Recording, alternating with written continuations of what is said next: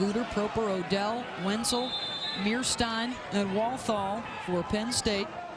Klosterman, Gonzalez, Sheftick, George, Kerr, and Scott out there for UCLA.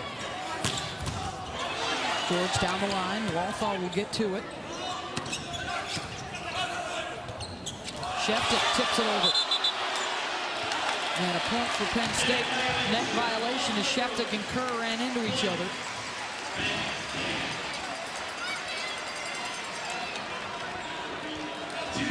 Good move by Coach Pavlik. He's actually flip-flopped his rotation, just trying to get some different matchups. I think when you're down 0-2, you have to do that to start game 3.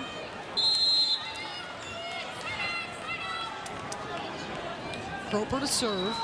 Look at those hitting percentage numbers. Don't forget, Penn State leads the nation in that category. And it's down right now. Wenzel gets the kill. 3-0 Penn State.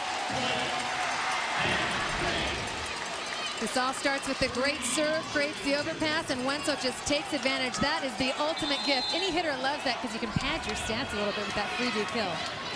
Well, there doesn't seem to be any hangover from the collapse in game 2 for Penn State. They've come out hot here in the 3rd. Sheftick crushes that one. Well, Penn State is a team that remains confident. Their coaching staff can keep them very focused and positive. Don't forget, Penn State was up 2-0 against UCI in the semis. Then lost games 3 and 4, kept focused to win it in game 5. And again, UCLA into the net. Another violation and a point for Penn State.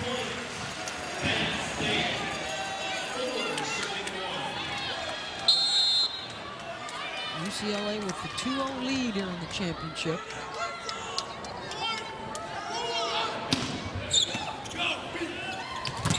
Gonzalez to George for the kill.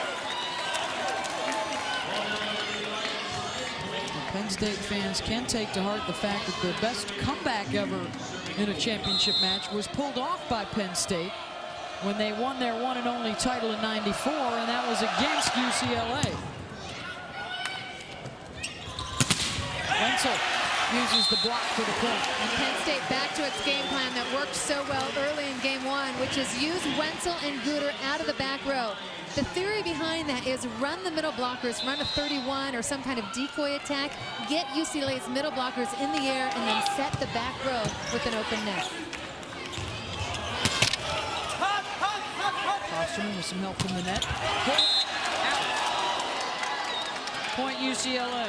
You also see another change in strategy. The setter, Dan Odell, definitely trying to set the middle more. You heard Dennis Hohenschel yelling during game 2, set the middle. Well, you can tell they must have had a little chit-chat in between games, and he's definitely doing that now. Proper. Stuffed.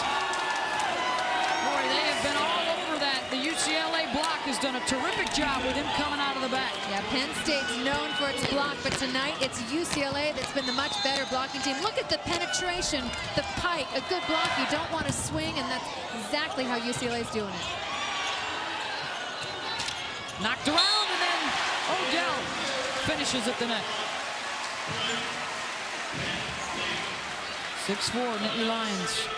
Setter Dan Odell playing on a very tender knee. He's actually planning to have reconstructive surgery on one knee after the season ends, and might also have a scope on the other knee to repair some floating cartilage.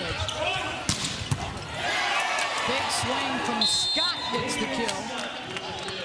That floating piece of cartilage in Dan Odell's knee has actually taken on a bit of a persona. He calls it Eddie, to the point where it's become another member of the team. In fact, the women's team actually has some t-shirts made that say, "Do it for Eddie." There's the t-shirt. Do it for Eddie, do it for Dan, do it for Penn State. Yeah, high five for Odell's kid brother there in the cape and the face paint. Guder serving with the 2-point lead.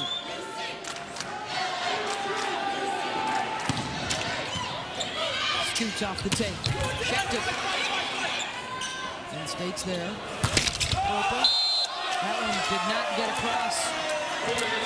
Point UCLA.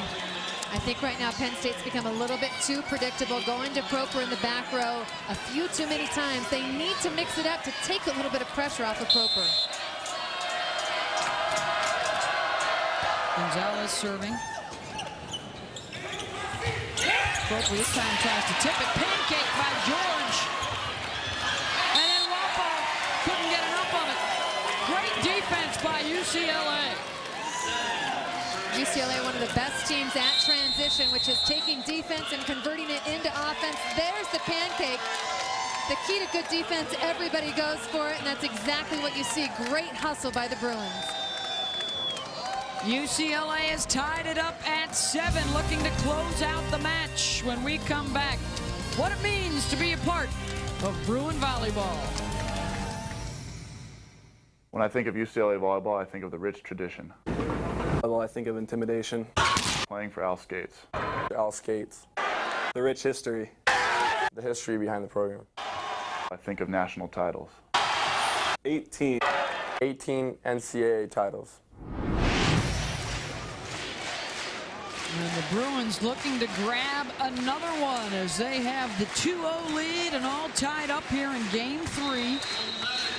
And the numbers on the Bruins and Al Skates looking for a 19th title. They've won about 90% of their NCAA tournament matches. Incredible numbers rung up in Westwood. And the block belongs to UCLA tonight. And a bit of a surprise.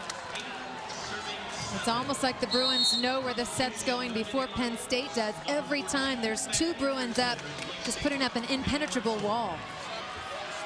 The statistics leading up to the match would not have indicated the dominance that the Bruins have shown at the net so far. That's 12 blocks. Kerr with the hustle to get to it. Gonzalez, and not enough. Boy, great effort, though. Tony Kerr keeping the ball alive. One of the best liberos in the country. Look at the hustle. Just sheer determination to keep that ball alive. And the attempt by Gonzalez comes up a bit shy. Holt serving. Gonzalez, Klosterman, the kill.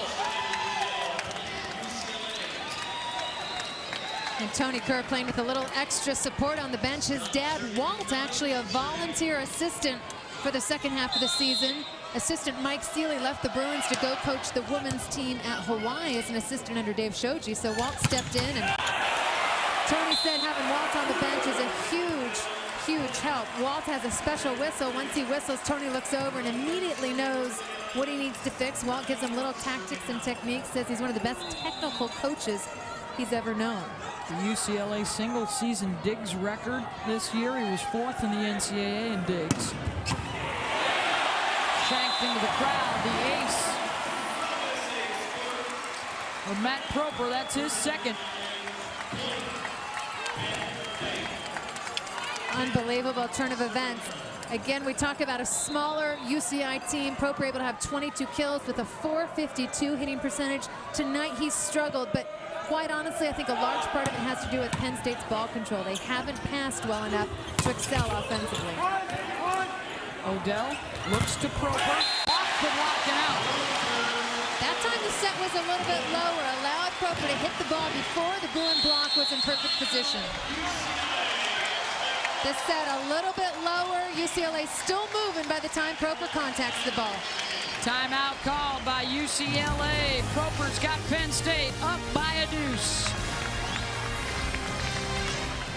Penn State dropping games 1 and 2, but they've got the lead here in the 3rd, trying to extend the match and avoid elimination here in the national championship.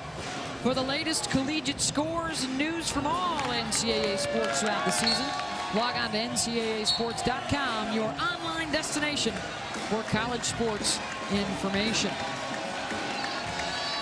It could be a very busy spring and a very good one for UCLA's sports teams. Of course, their men's basketball team reached the final, as did their women's soccer team in the fall. Their women's softball team ranked #1 in the country. And their men's tennis and women's water polo teams will be trying to defend national championship titles later this month.